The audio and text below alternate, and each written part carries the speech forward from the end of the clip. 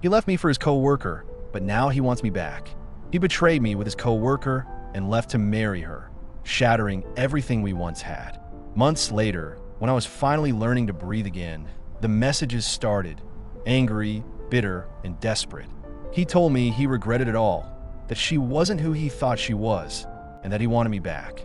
But what began as apologies soon turned into threats, and I realized the man I once loved had become a stranger I no longer recognized. I always thought betrayal was something that happened to other women. The kind of story you hear whispered in coffee shops, or the plotline of some late-night drama. Never in a million years did I imagine it would become my reality. Yet, there I was, staring at my husband's phone, reading the kind of messages that made my heart collapse inside my chest. "Last night was amazing. I can't stop thinking about you at the office." The words weren't mine. They belonged to her, his co-worker. When I confronted Daniel, his face drained of color, then hardened into something I barely recognized. "Why were you going through my phone?" he snapped, as if my violation of his privacy was the crime, not his betrayal. "Are you serious right now?" I yelled, shaking, tears burning my eyes. "You're cheating on me, Daniel. With her. With someone you see every single day at work." He ran his hands through his hair, pacing, muttering under his breath. "It just happened, okay? Things at home have been tense. You're always busy, always criticizing me. Don't you dare blame this on me." I cut in, my voice breaking. "You promised me forever. You stood in front of our families and swore you'd never hurt me. And now this." The silence that followed was heavier than any argument we'd ever had. For days, we avoided each other like strangers. He started coming home later and later, and I stopped asking where he was. Deep down, I already knew. 3 months later, the inevitable happened. He packed his bags and left. No long speech, no attempt at reconciliation. Just a simple sentence that sliced me open like a knife. "I'm moving in with her." I watched him close the door behind him, and for the first time in our marriage, the house felt unbearably quiet. But life has a cruel way of circling back. Months passed, and while I tried to stitch my broken pieces together, Daniel's new life didn't seem as golden as he'd imagined. And then the messages started. At first, I thought blocking Daniel was the best choice. He had made his decision, left me for his co-worker, and I wanted no part in their toxic love story. But he found ways around it, different numbers, social media accounts, even anonymous emails. And when I finally opened one of his messages, my hands shook. "You think she's so perfect? She's not. She can't cook, she nags, and honestly, I miss the way you used to make me feel like a man." I stared at the screen, my jaw tightening. Was he serious? After destroying our marriage, after humiliating me, he now wanted to complain about her? The next day, another text arrived. "She's nothing like you. She pretends to care, but all she wants is attention. Sometimes I wonder why I ever left." I threw my phone on the couch and paced the living room. Part of me wanted to laugh at his misery, but another part burned with anger. How dare he drag me into his regret? Later that evening, my best friend Claire came over. I showed her the texts, my voice trembling with fury. "Can you believe this?" I said, shoving the phone into her hands. Claire's eyes widened as she scrolled. "Wow, just wow. He's really losing it. And you're telling me he sends you stuff like this all the time?" Every other day, I sighed. It's like he wants me to be his therapist, or worse, his backup plan. Claire put the phone down and looked straight at me. "You can't let him pull you back in. That man chose someone else, and now he's trying to make you feel responsible for his unhappiness. Don't fall for it." Her words made sense, but I couldn't shake the conflicted emotions swirling inside me. For years, Daniel was my husband, my partner, my everything. And now, he was a stranger who sent me poison disguised as confessions. That night, as I tried to sleep, my phone buzzed again. Against my better judgment, I looked. "I made a mistake. I should have stayed with you. Please, can we talk?" My heart pounded. He was unraveling, and somehow, he wanted to drag me down with him. The following morning, I decided I couldn't let Daniel's words gnaw at me anymore. If he wanted to talk, then fine, we would talk. But it wouldn't be the tearful, desperate reunion he probably fantasized about.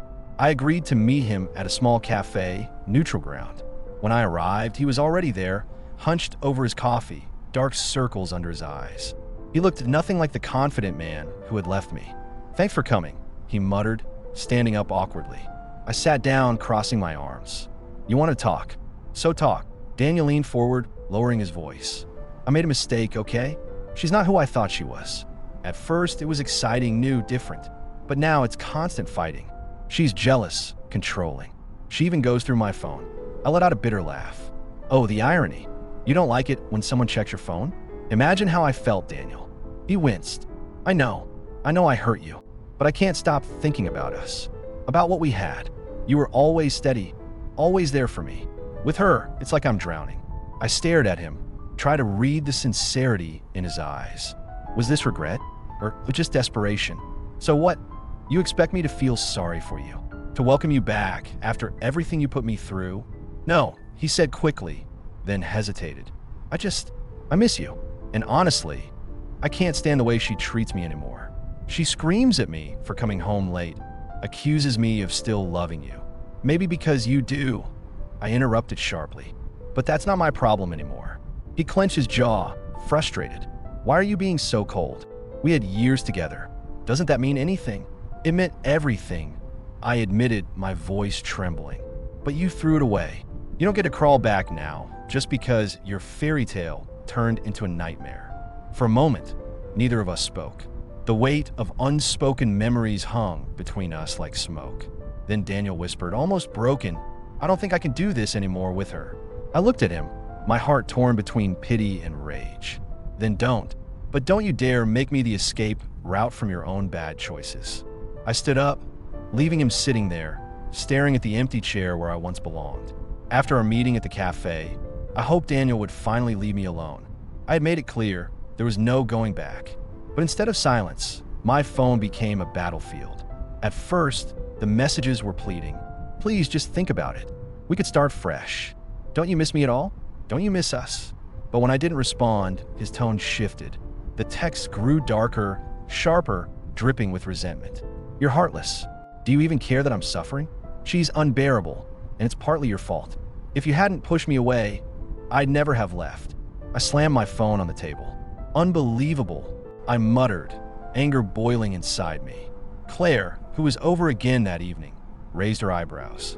Let me guess, Mr. Regret again? I handed her the phone, shaking. Read this. He's actually blaming me now.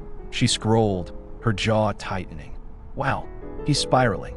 First, he cheats, then he marries his mistress, and now you're the villain? Classic. The messages didn't stop. They came at odd hours, late at night, early in the morning.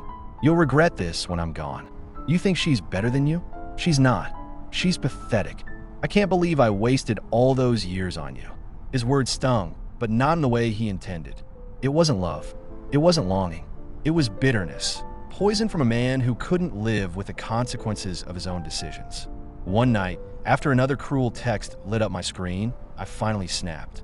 I typed back, "Stop texting me. You made your choice, and now you live with it. Don't drag me into your misery." Almost instantly, he replied, "You'll never understand. She ruined me, and you don't even care. Maybe you were never the woman I thought you were." I stared at the message, my chest tight. For years, I had loved this man with every piece of my heart. And now, all I saw was someone broken, bitter, and cruel. That night, I realized something important. Daniel wasn't just trying to come back. He wanted to punish me for not saving him. I thought ignoring Daniel would eventually make him stop, but I underestimated just how far a desperate, angry man could go.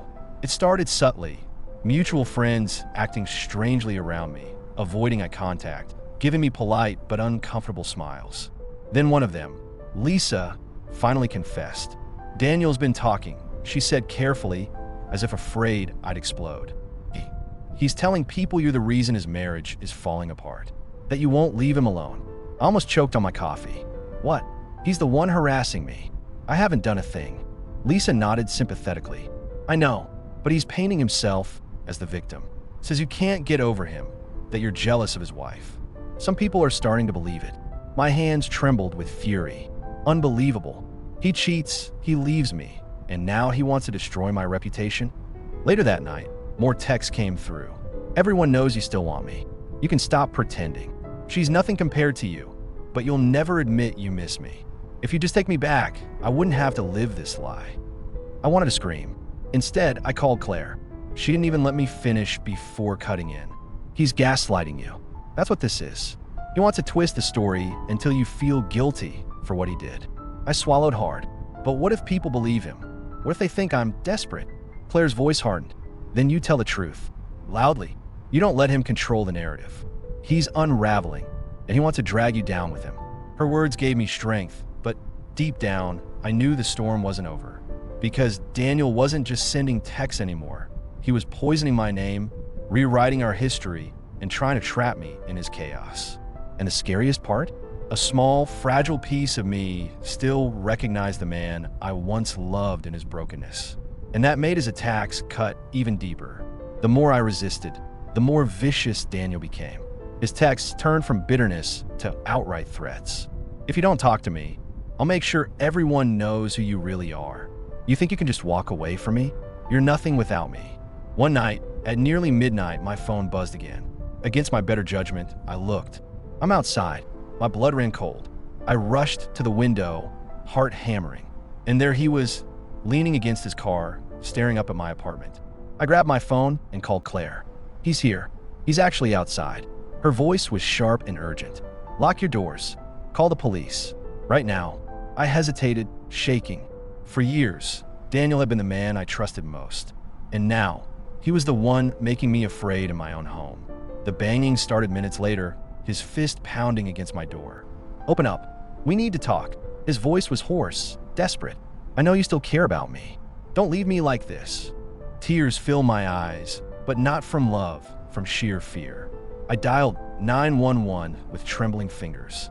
When the operator answered, I whispered, "My ex-husband is outside my door. He won't leave. Please send someone." The sirens came faster than I expected. Daniel's shouting turned frantic as the flashing lights filled the street. "This isn't over," he yelled as the officers pulled him away. For the first time in months, I felt like I could finally breathe. Later, sitting in the silence after the chaos, I realized something. Daniel didn't want me back. He wanted control, comfort, someone to carry his regrets. And when I refused, he lashed out like a wounded animal. The man I once loved was gone, replaced by someone I barely recognized. And though part of me mourned that loss, another part finally felt free. In the days after Daniel's arrest, I felt like I was finally waking up from a nightmare. The police issued a restraining order, and for the first time in months, my phone was silent. No pleading, no insults, no threats. Just peace. But peace came with a strange emptiness. For years, Daniel had been the center of my world. My husband, my confidant, my partner.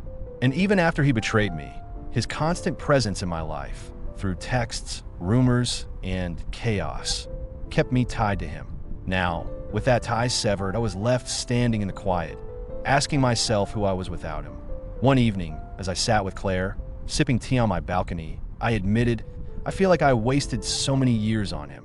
And for what? To end up like this? She shook her head firmly. No, you didn't waste them. You loved. You gave everything you had. That's never a waste. The waste was his choice, not yours. Her words settled in my heart.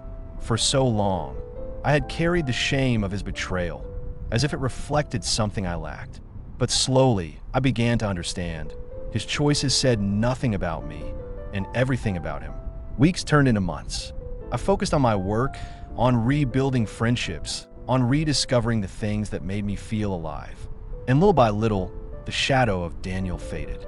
Sometimes I still get whispers from mutual friends, stories of how his new marriage is crumbling, how he looks older, angrier, emptier. But I don't respond. I don't laugh.